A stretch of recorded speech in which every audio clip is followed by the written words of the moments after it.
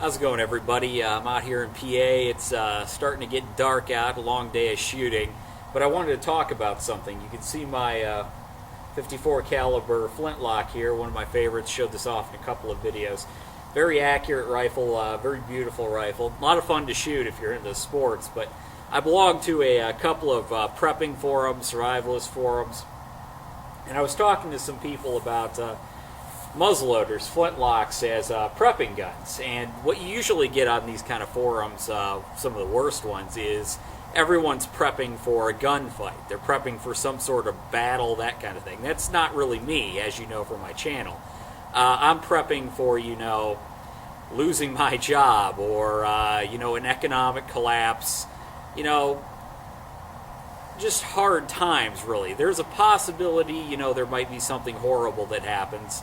I got an H&K G3 should that go down, but y'all know when it comes to prepping that I concentrate it more on food, more on being prepared for simpler things that can actually happen. Now, when it comes to guns, there is a side to it that is not combat.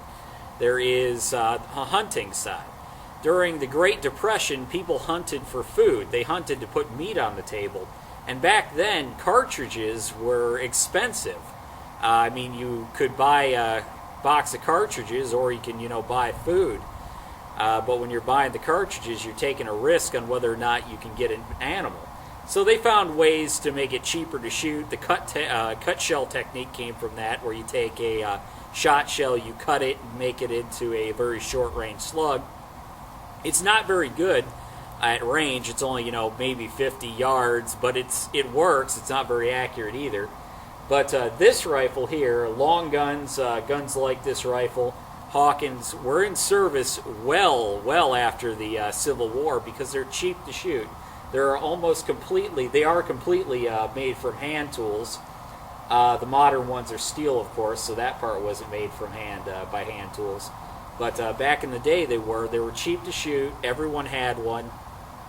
And even today, they're very, very cheap to shoot. You can cast your own bullets.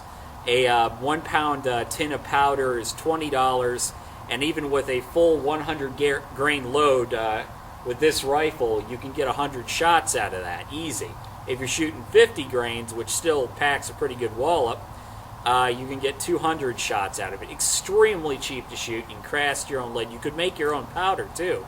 It's not legal right now, but if you had to in a survival situation, you can get all the components for gunpowder relatively easy. Now, the reason I'm doing this video is to just show you these rifles if you're not familiar with them.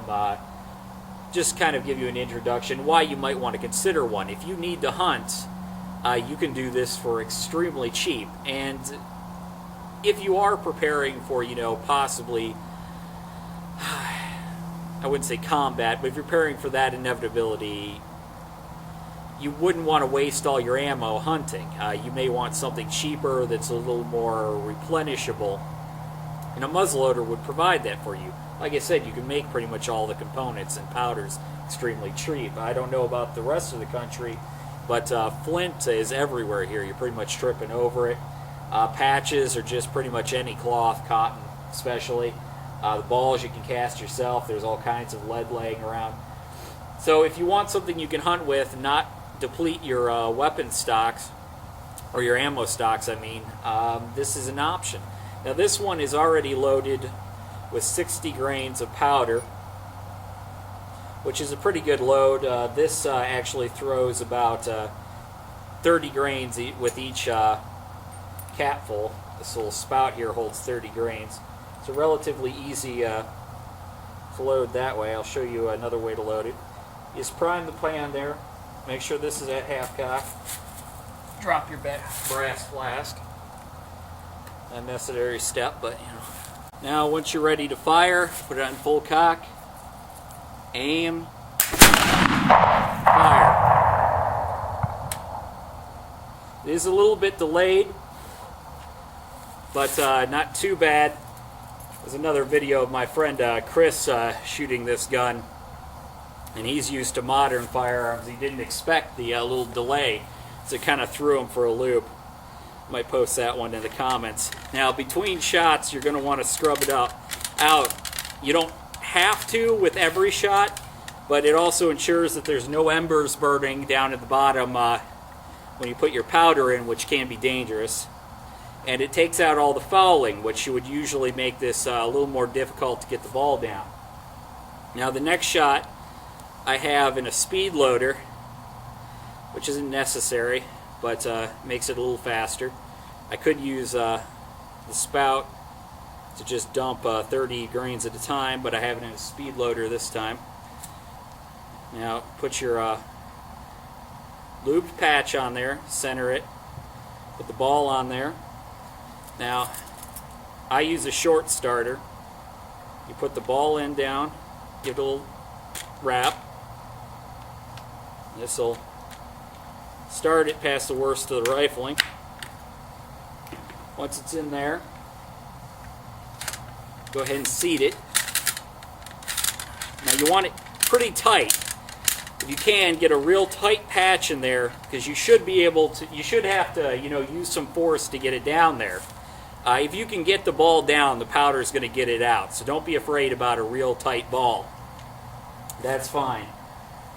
In fact, when they were first inventing rifling, they didn't use a patch. They actually used a hammer and the rod to smash the ball down there. So don't worry about how tight it is.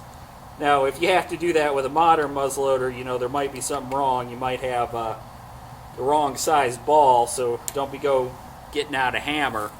But it should be pretty tight, and that'll give you a better shot. So it's relatively easy to load, as you can see. Pretty easy to fire. In terms of cleaning, it's not as bad as people think. You take hot water, it doesn't have to be boiling. The only reason you use hot water is because it's easier to clean up, because it evaporates, gets your barrel nice and hot. You pour hot water down. Well, first you put a toothpick in the hole, pour hot water down here, pour it out, just repeat the process till it comes out clear. Run a couple patches through it to get any of the residue out, and you're good to go. You can use boar butter to protect the barrel. Some people do, some people don't. Just make sure it's dry. The rest of the gun just wipe down. It's actually really easy. Cleaning up black powder is not as bad as people think. Just think that they used to tromp around in the wilderness and clean these things. It really doesn't take that much. Make sure to clean out your pan. Don't use oil. Do not use oil, otherwise you're going to have ignition problems. Don't use oil. Do not spray rem oil down here, because that will just make the fouling horrible. Do not do that between shots. Use muzzleloader lube, otherwise you're going to have problems. That's a mistake people make. Don't freaking do that. I've seen people do that. But overall, they're actually very easy to service, very easy to fire. They do take a little time to load, but not too bad. I've done it in 30 seconds before, which is actually slow. When someone's actually trained to fire these, they can go quite a bit faster. But so that's pretty much it. If you want to get into the sport, or you want to maybe consider these for prepping, for a cheap hunting option, something to train on without using your ammunition, if there's another ammunition shortage or prices keep climbing, I imagine people might start moving to these just naturally as a cheaper method. But it might be something you want to consider. They're a hell of a lot of fun. There's a large community of shooters that you can get resources from, shooting clubs that you can join just to go out and shoot with people. Black powder is a great sport, so consider getting into it. Thanks for watching.